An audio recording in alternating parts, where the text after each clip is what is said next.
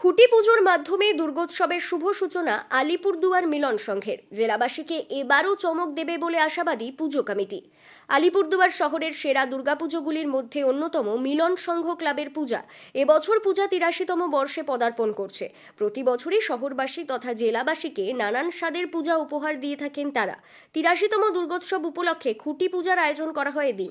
জানা যায় এবছর তাদের থিম রয়েছে মনীষীদের ওপর ভিত্তি করে। পাশাপাশি গত কয়েক বছর ধরে পরিবেশ বান্ধব জিনিসপত্র দিয়ে তারা মণ্ডপ তৈরি করে থাকেন। এবছরও তার ব্যতিক্রম হবে না। এদিন খুঁটি পুজোর পর আলিপুরদুয়ার মিলন সংঘ ক্লাবের কর্মকর্তারা কি বলছেন শুনে নেব। আমরা ভারতবর্ষের দুজন বা তিনজন মনীষীর স্মরণে তাদের উদ্দেশ্য করি, তাদের শ্রদ্ধা জ্ঞাপন করি। আমরা এবছর থিম পূজা করছি।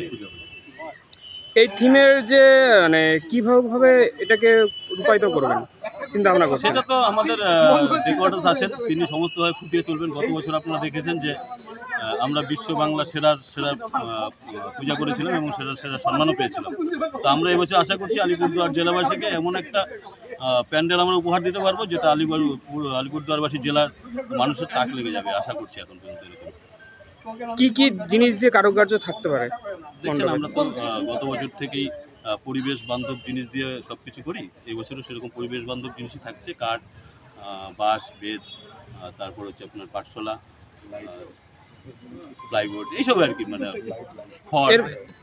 এর পাশাপাশি মণ্ডপ সজ্জার পাশাপাশি মূর্তি, প্রতিমা প্রতিমা এর মধ্যে কি বিশেষতা থাকছে? প্রতিমা তো আধুনিকতা থাকছে। আমরা ওই থিম বেসিস করেই প্রতিমা এবার হচ্ছে। আর সাবেকি প্রতিমা আমরা দুটো পুজো করি, সেটা সাবেকি প্রতিমার মধ্যে। প্রতিমা কত ফুট উচ্চতা থাকছে? 12 ফুট। এই যে প্রতিমা কোথায় তৈরি হচ্ছে? এটা কুচবিহার জেলা। এই প্রতিমার পাশাপাশি তো পুরো মণ্ডপটাকে আকর্ষিত করার জন্য তো আলোকসজ্জার ব্যবস্থা রয়েছে। আলোকসজ্জা কিরকম থাকছে? আলোকসজ্জা নবদ্বীপ থেকে আসছেন, তারা আলোকসজ্জা। আলোকসজ্জার মধ্যে কোনো বিশেষত্ব? আলোকসজ্জা চন্দননগরের ওটা নিজের প্রচুর নতুনত্ব, আধুনিকতা থাকবে। বিশেষ বিশেষ থিম থাকবে যেগুলো মানুষের ভালো লাগবে। যারা আসবেন তাদের জন্য আমাদের জলের ব্যবস্থা থাকে সবসময়, যাতে গরমেরই না হয়। ফার্স্ট এড পথ থাকে। এছাড়াও আমরা গত বছরও করেছি, আগেও করেছি। আমরা বস্ত্র উপহার দিয়েছি ছোট ছোট শিশুদের। আমরা মাঝখানে বই খাতা পেনও দিয়েছি। মাঝখানে আমরা ব্লাড ডোনেশন ক্যাম্পও করেছি। আমরা মানুষের পাশে আসি, মানুষের পাশে থাকবো।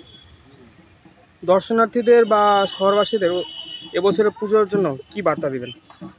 সবাইকে একটাই বার্তা, যে সবার পূজা ভালো কাটুক। 2025-এর যে শারদীয় দুর্গোৎসব, সেই দুর্গোৎসবে সবাই মিলন সংঘে সামিল হন। মিলন সংঘ আপনাদের পাশে আসে, থাকবে। সবাইকে শুভ শারদীয়ার আগাম অভিনন্দন, প্রীতি এবং শুভেচ্ছা জ্ঞাপন করছি।